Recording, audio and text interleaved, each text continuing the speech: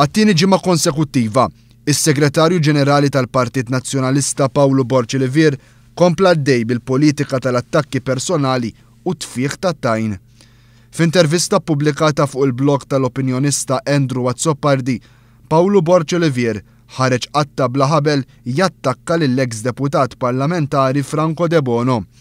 Is-Segretarju Ġenerali tal-Partit Nazzjonalista iddeskriva lil Franco De Bono bħala persuna diviżiva u mmexxija minn egoiżmu kbir.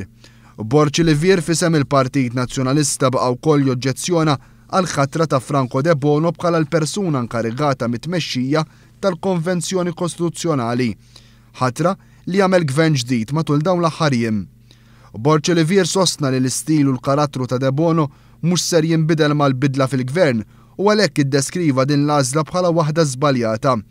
Kompla wkoll jiddeskrivi din il-ħatra bħala waħda mmotivata minn sens kbir ta' nkejja u malizzja min-naħa ta' Gvern Laburista. Is-Segretarju Ġenerali Nazzjonalista indika wkoll li l-Oppożizzjoni Nazzjonalista tista' saħansitra ma tieħux sehem fil-Konvenzjoni Kostituzzjonali għaliex skontu il-ħatra ta' De Bono hija ta' insult tal-Partit Nazzjonalista.